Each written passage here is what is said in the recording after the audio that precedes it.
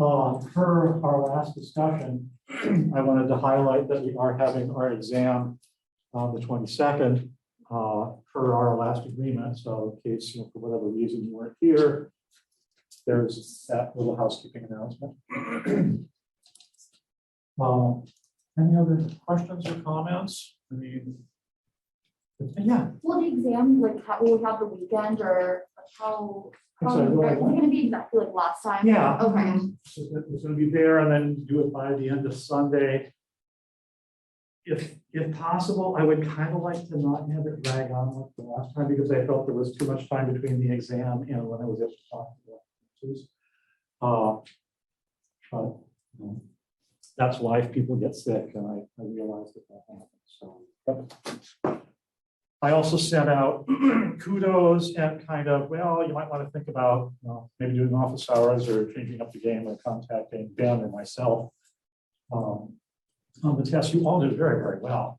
So it's not like anybody dramatically failed. So I would encourage maybe on improving in instruction, or you like it's all singularly bright and responsible people. Any other things? Well, let's talk a little bit about the criteria for causal relationships. So to kind of rehearse, I noticed there's some new faces today. One of the criteria is covariance. There has to be some kind of an association. And she glosses this point that, really she's only looking at linear associations, or when she looks at nonlinear associations, she's thinking about quadratic relationships, U curves or upside down U curves. But really, there's a lot more things that happen there.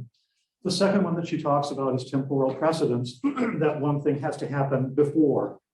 Well, I've said, yeah, sometimes in the context of the argument you're making, that makes sense. I administer a drug and I look at things later. It would seem that if I can document changes relative to a control group, I've got some evidence of causality going on there. And the third is, what is the internal validity? What's the third variables that could be at work here? And to the extent that you can control those, you can rule those out in your quest for a causal relationship.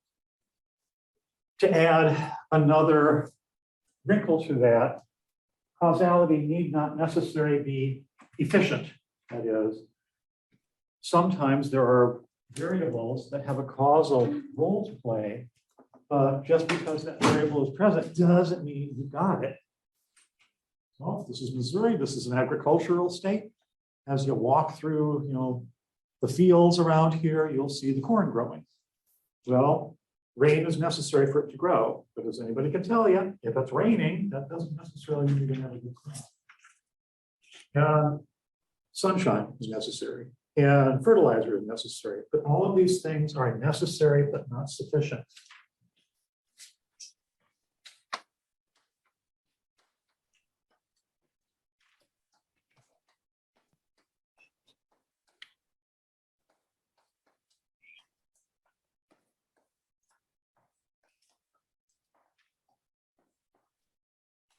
And that's a different type of causality than what's talked about in this particular chapter.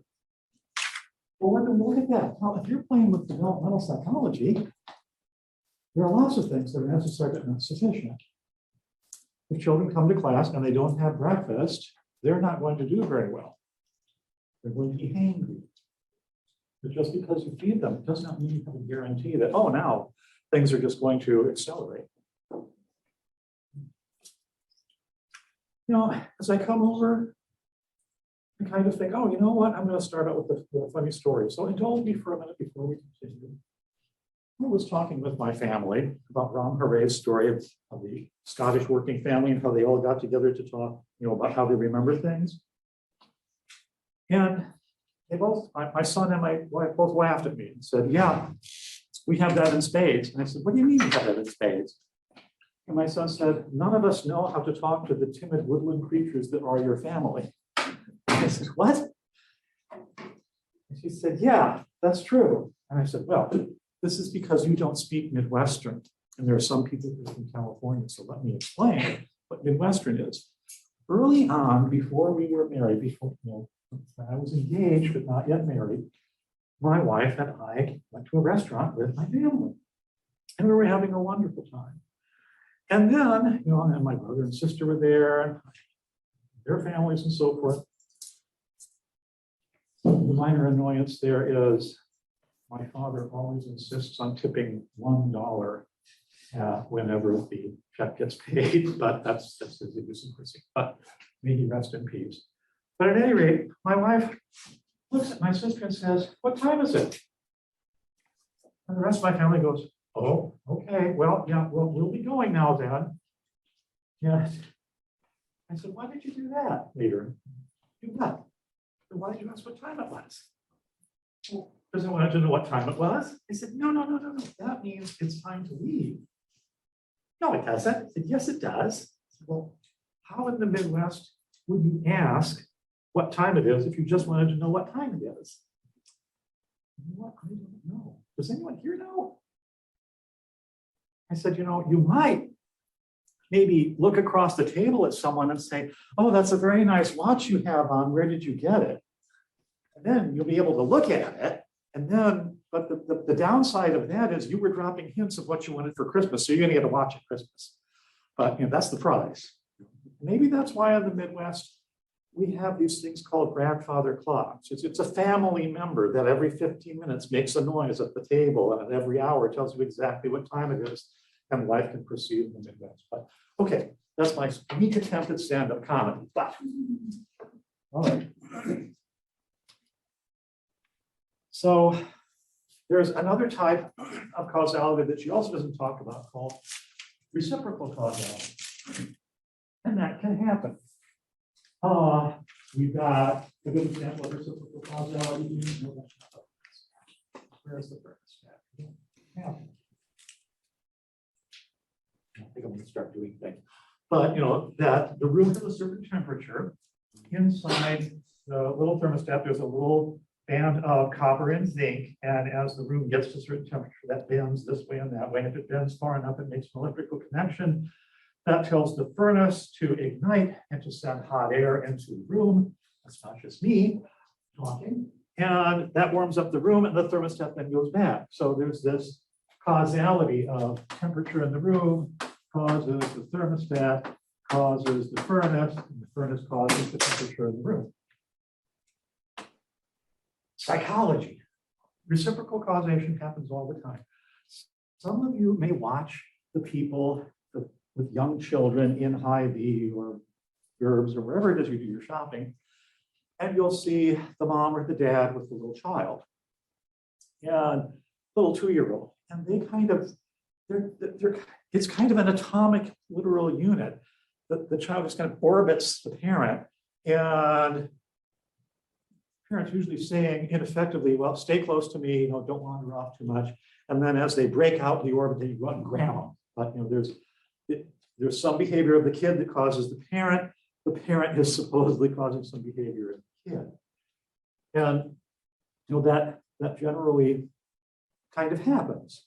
There's a lot of literature way back when, in the 80s, in this outer crustal schooling, and I was a graduate student. Bruno Bellham was talking about autism. His explanation for the cause of autism was that the mothers were cold and remote, and as a result, the child became autistic. Well, he never really considered the fact that having an autistic child is very difficult to relate to. After a while, as a mother, you establish a certain degree of reciprocal relationships with the child where the child is at. But the dance of family units frequently has reciprocal causality. When I lived in Berlin, was doing research, one of the things they were doing was studying old people. And of course, old people are predominantly women because women get to live longer than men.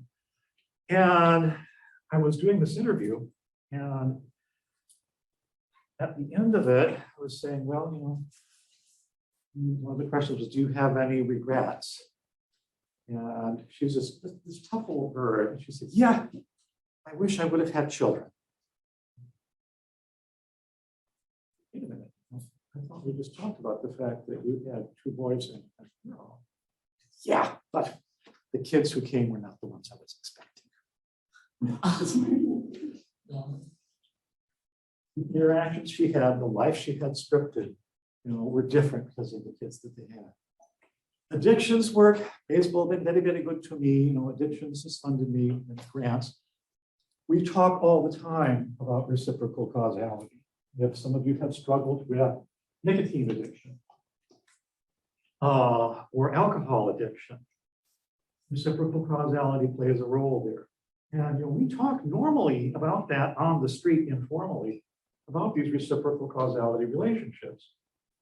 I had a roommate in graduate school who was a smoker, and oh, heaven forfend, he decided to stop smoking, and he was hellish to live with, but he did it.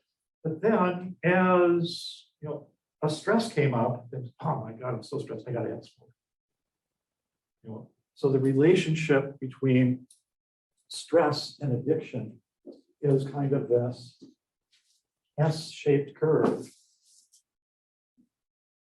Let me draw a picture of it because I don't think I can draw it inside of PowerPoint quickly. Now, in the book, they're talking about maybe stress and tobacco use. And maybe as stress goes up, we have an increase in tobacco use. But really, what's kind of going on is the relationship might be something like this. That is, if you're not using tobacco right now, stress doesn't affect your tobacco use too much. But when it gets to a certain point, boom, all of a sudden you got to go out and start using tobacco. And similarly, if you are currently using tobacco and stress can go back and forth, it's not going to show any decrease in tobacco use if you vary the amount of stress. But if you get to a certain point, then boom, similarly, you can also get to the point where you haven't enough together to go off of tobacco. A little bit like the stock market. The stock market has boom and bust cycles as a function of various variables. These S-shaped curves have a name. They're called catastrophes.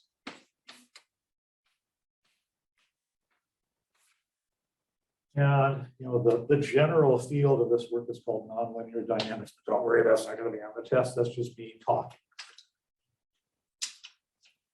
So reciprocal causation happens. Third variable associations. Let's play that we are evil scientists.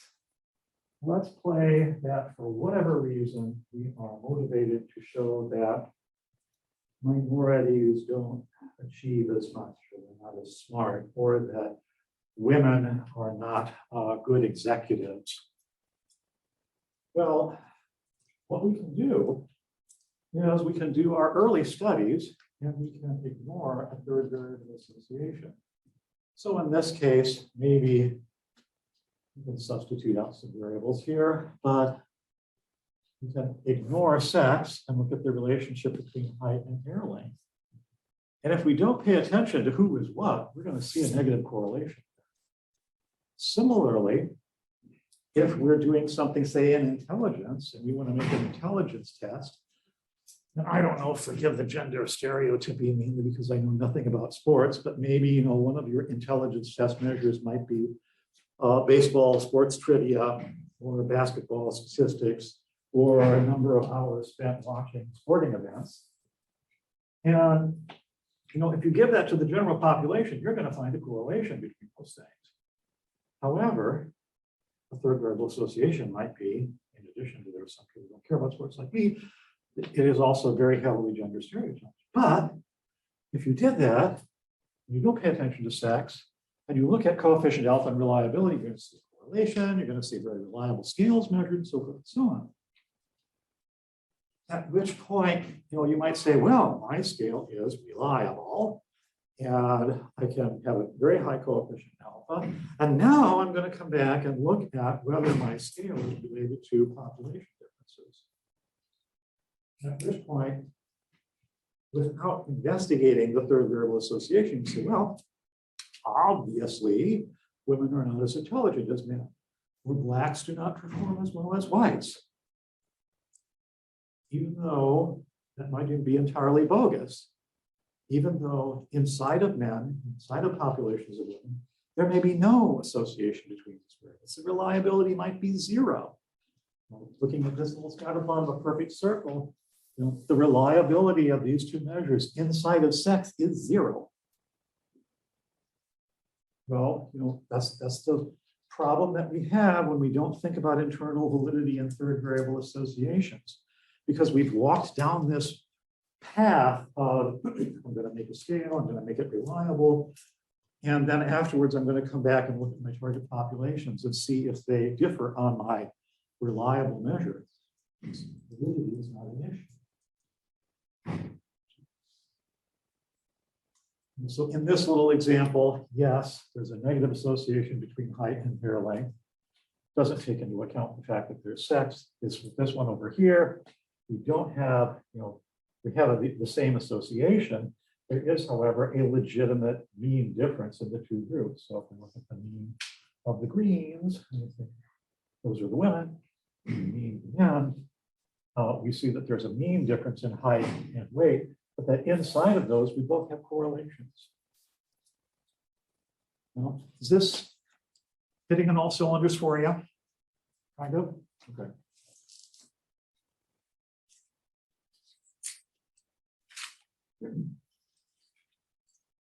And we also talked about, in previous chapters, the issue of external validity.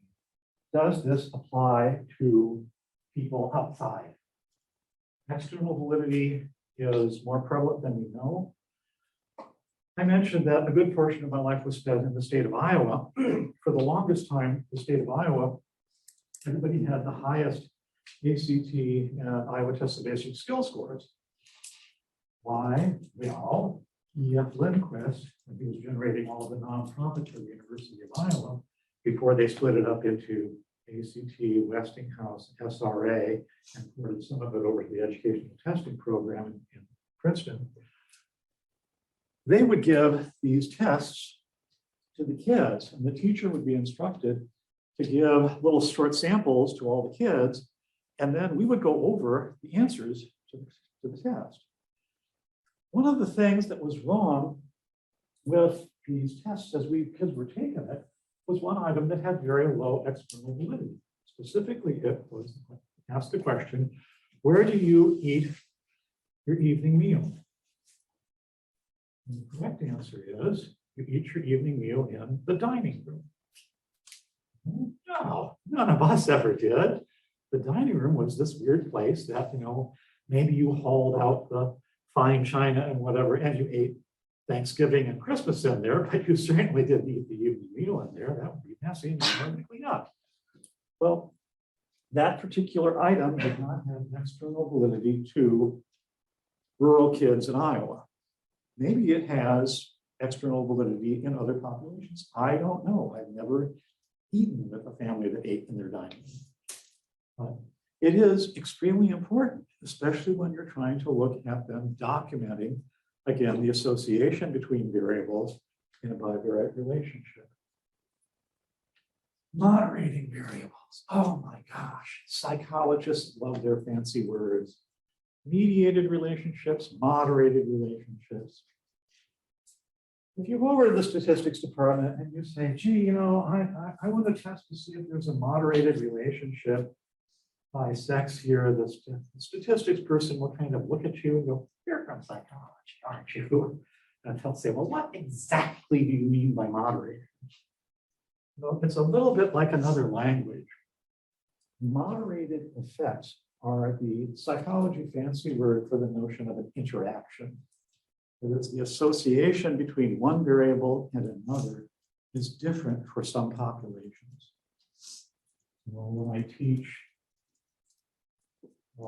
graduate stats, one example I use is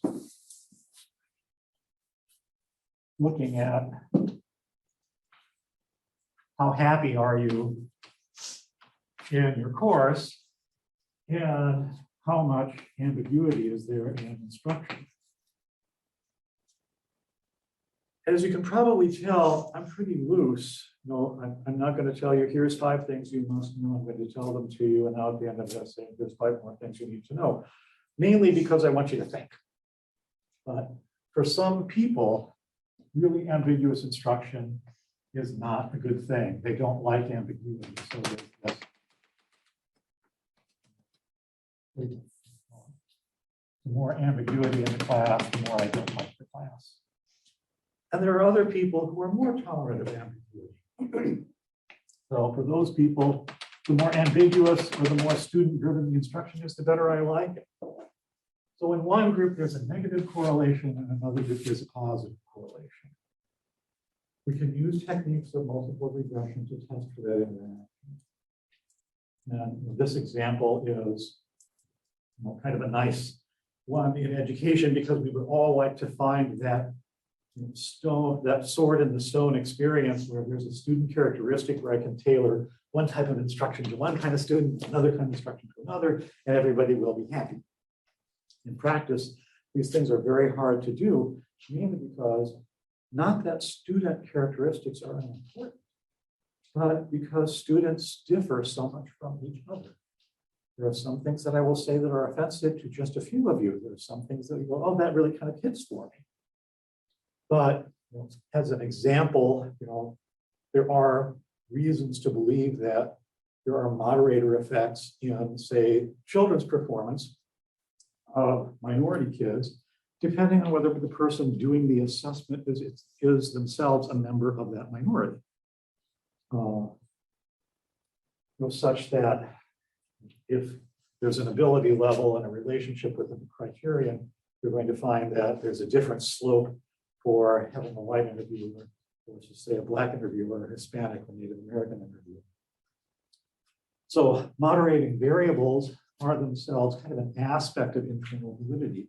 It's talking about the fact that, yeah, you did the study, but you know what? That study might only apply to the types of people you looked at, or even inside the data set that you were looking at, there are these other relationships going on where really this isn't quite true for some people than others. Another example. Oh, the state of Pennsylvania donates its lottery proceeds to senior centers. And as part of it, a little nonprofit gets generated to study the elderly.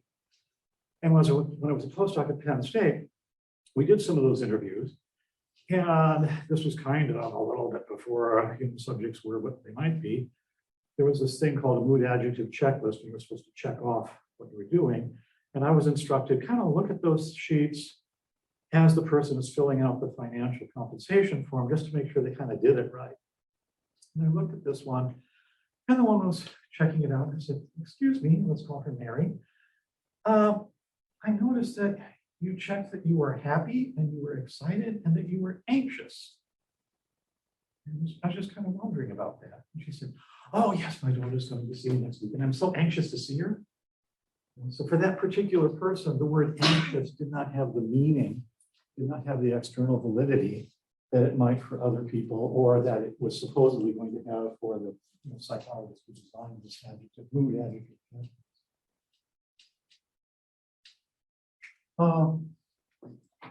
Well, sometimes external validity is not that important in our relationship between the variables. Sometimes it is. And sometimes we can document mean normal differences. I think I kind of just got done saying this in the groups, even though by association, these things are kind of the same.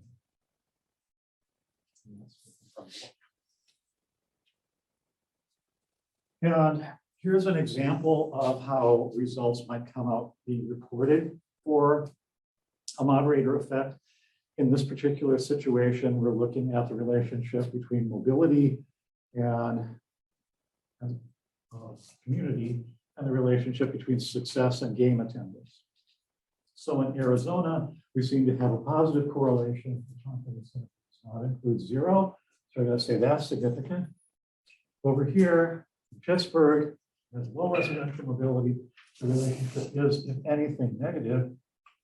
This confidence interval does include 0. So we would say this correlation coefficient is not statistically significant.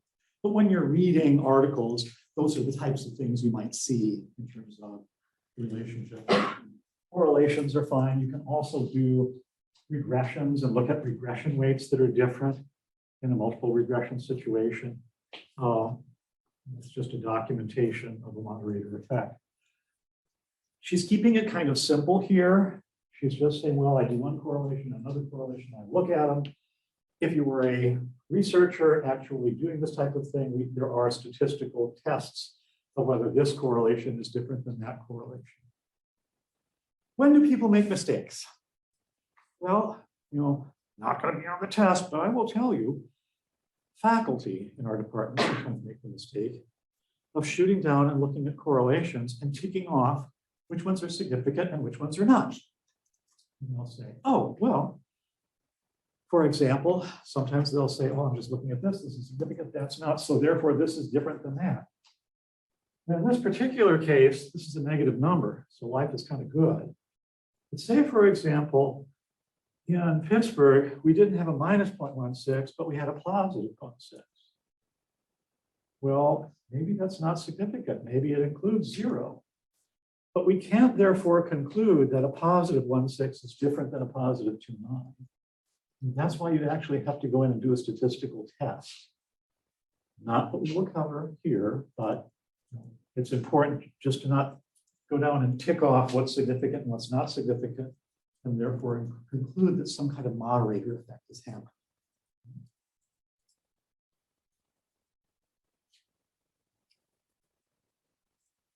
And she gives you a little picture of scatter plots. The regression slope here is positive and here it's negative. But again, this negative one is not statistically different than 0. Looking at this and being a little skeptical, she doesn't go into this, but were you going to trust me or your lying eyes? It might be the case that these two data points over here are influential, that the reason you might be having a negative slope here is because of the presence of these two things. Removing them is probably not going to make a whole bunch of difference, is it? Because it's just going to pull it up to maybe even if we eliminate those people. It's a little curious as we're looking at this that there's so many points in here and so many points in here. I guess that has to do with the overall win percentage of the Arizona and Pittsburgh teams. They must be kind of stuck around that. And sometimes they have don't have very many wins at all. Attendance really kind of sort of drops out. You might, if you were doing a full analysis, and this is me talking, what more can we know from this book than just rereading the book? A OS regression might tell you a little bit about the fact that maybe this association is localized to a particular range of wins and losses across the communities. Good.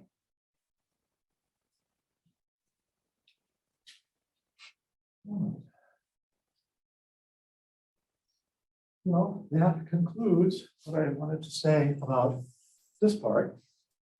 I wanted to take a few moments to talk to you a little bit about using Excel. People of your generation amaze me. I get no end of living from my son when I said, where can I find the manual for my phone? Because I really don't know quite how to use it. I want to read the manual. Nobody has a manual for your phone. However, graduate students who I talk with kind of say, Excel, I never use Excel. I don't know how to use it. And that's kind of a shame because, as we mentioned, Excel is kind of a nice place for you to keep your data if you're doing a small study. You might want to think about that. We come into this and open it up while I'm waiting.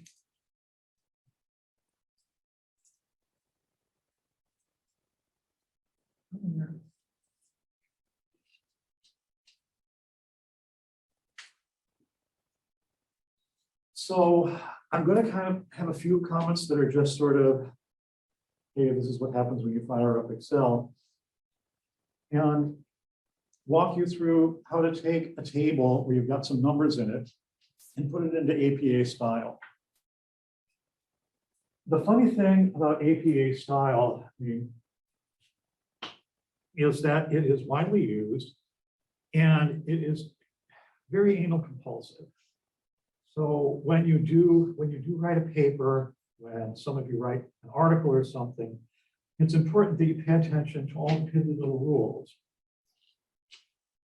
For example, don't just put your tables and figures inside the Word document like you see inside of word examples for class papers. It needs to go at the end.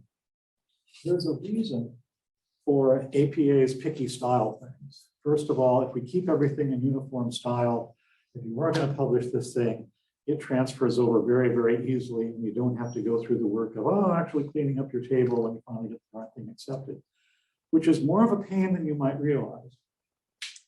Making a good table is also important. So these little examples, this is kind of a nice example because it gives you some basic descriptive statistics of self-direction and learning as a function of age of the samples. I've got means and standard deviations of how many people I had. So that's probably more information than I could put inside the text of my article. Tables cost money. So if you've just got like a little table of 5 means, don't do a table. Just mention it in text and say, here they are respectively, and so forth. What we've got going on here in Excel is that there are basically 2 modes to putting things into it. If I'm sitting on a given cell, it's going to highlight that. And in addition, the text will appear up here. And that's fine. You can also pay attention up here to the layout. Let me move the little ribbon thing over here.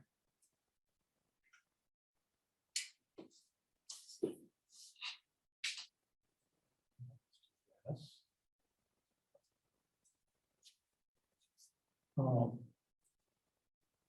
Which will allow me to do some means. So as we're looking at this, we've kind of got a table, we've got the title of our table, and over here we've got the variable that we want, and the means and standard deviations and the sample size and so forth.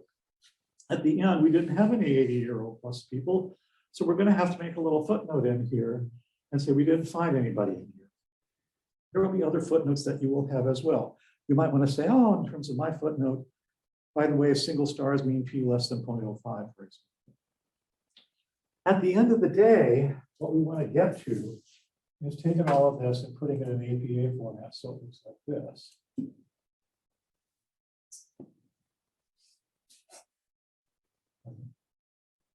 So notice what's going on here. First of all, the table is only as wide as it needs to be. Again, real estate in an article is important. Notice that the thing is now double spaced because APA style is whatever you're doing, always have it double spaced. Why do they care about that? Well, it's style, but the real reason is when you submit your article and somebody has a question about it, the copy editor is going to come back and make some notations all over the thing. And people who are copy editors and in the process of typesetting what you're doing are expert in knowing how big of a table to make in the article you're doing based on its size and double space. This title spans only as many columns as this is wide. This spans only the mean and standard deviations. Underneath, I've got some bar lines here. This spanner goes across both of these. In here, these are italicized. Everything here is left justified. This variable label is not, it's indented a little bit. Down here, we've got a subscript of A, and in here we've got a superscript of A and a superscript of A that explains our note. The last line of our table ends with a line, right? So let's come back and kind of do that here. So first off, I've got my title here. And you can see that this title is going all the way across. If I move my cursor, I'm going to lose that text up here because this cell is really blank. The cell in A2 is just writing over everything. So in order for me to get this to span just those things, I'm going to hit the Shift key and move over here, and then come into the home and center this. I don't want it to be centered. I want it to be left. Okay. So now you go, oh my gosh, I lost my text. You need to come in and say, I'm going to change the format of this.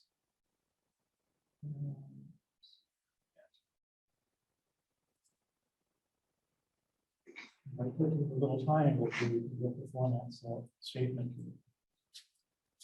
And you'll see there's some tick marks here. What you want to be able to let the computer do is to wrap the text inside that cell.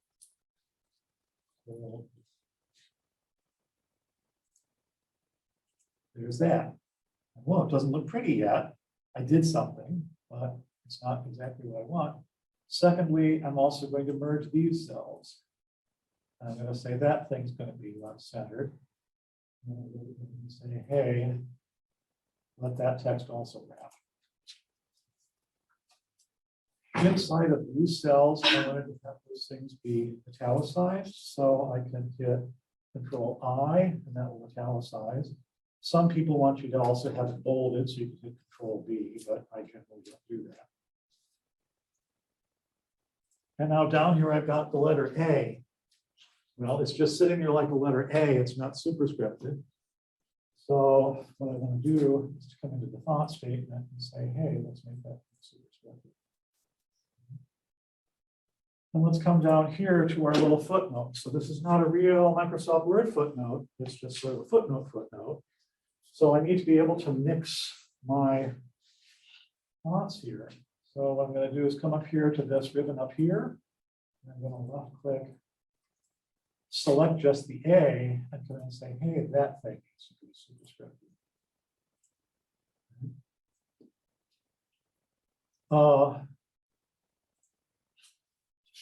Notice the font is Calibri. Calibri is not APA style, generally speaking. Times New Roman gets used. Sometimes people will use Gothic. So to change the font on everything here, I select everything here, and I say I want to have this be Times New Roman. I guess I could type.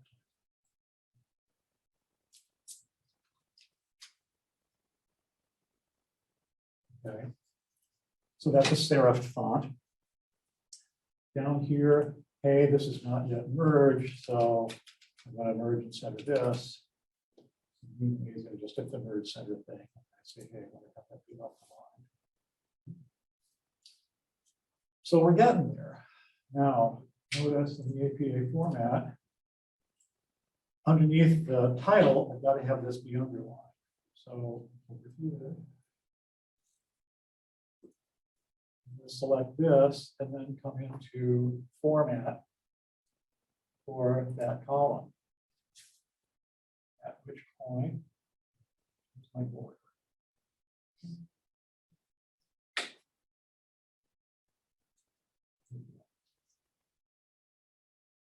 You'll see a border tab.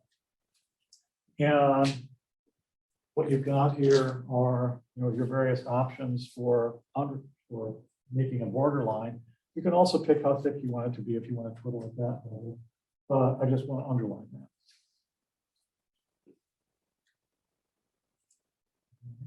And similarly, I'm going to come over here to this one, and I'm going to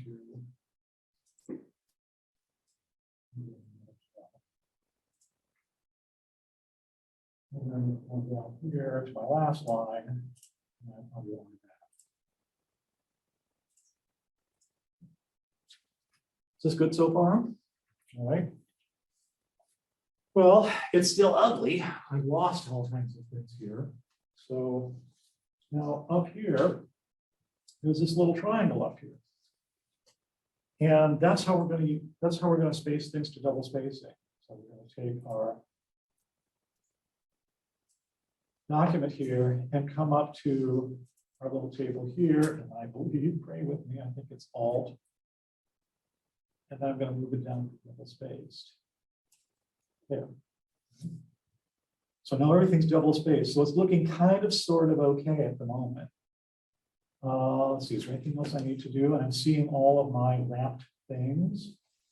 And I've got my numbers. Okay, so next things to do is this thing still isn't correct where I want it to be. I need to format that statement. And I'm come into the alignment. So, I mean, this is kind of super picky, but this is all left aligned, but you probably want to have this thing either be centered or indented a little bit. Again, if we wanted to center it, you can come up here and you can say the horizontal alignment is going to be centered. That's one way around it. Sometimes, instead of that, you can come in and you can say, well, I want to have it be left aligned, but I want to have an indent. And then you can change the indent to a little bit bigger, and that will move it in a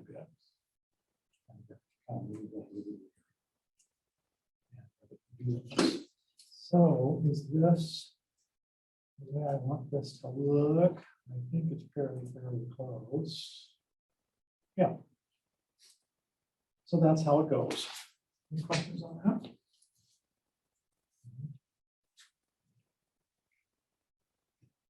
And if you want, sometimes you're going to be doing a statistic, and then you're going to have to put additional information inside that cell. So here's an example of that, taken from the book. She has a table in there, and she had separate, here's the correlation, here's the lower confidence, here's the higher confidence, but probably in an article, you're going to put in the statistic, the regression weight, and then you're going to put the confidence interval underneath that in brackets, and then tell the person, hey, that's the 95% confidence interval. So to do that, this kind of combines a few of our little tricks here. Notice it jumps when I go from one to the other because I have a little carriage return built in there. So if I do this, it's going to think that this is all one string. So to do a carriage return, I'm going to put the cursor where I want it to be, and I'm going to hit Alt and Enter. And that will now mean that this variable is going to be 0.25, and on the next row, it's going to start. And just kind of align this to the top.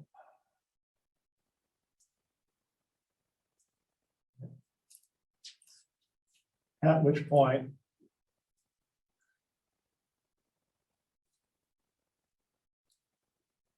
I've got this going on.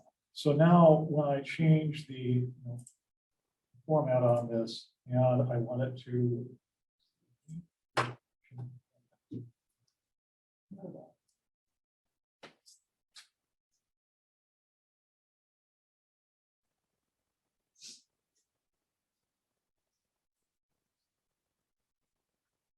I have it wrap text so that it won't try to write it all on one. Now when I change this, it's going to jump around the way I want it to.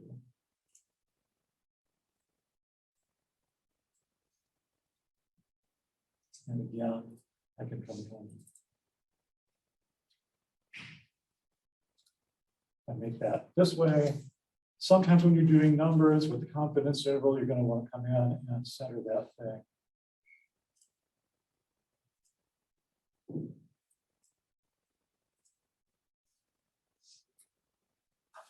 Center that thing so that it is centered in the middle so that the confidence interval appears directly underneath the number that you have. That little asterisk there, again, we're going to be doing the statistical significance. If you want to be picky about it, we'll select that and we'll come in and we'll say, hey, let's make that a superscript. And then down here, again, we'll be doing the border and so forth, like I showed you.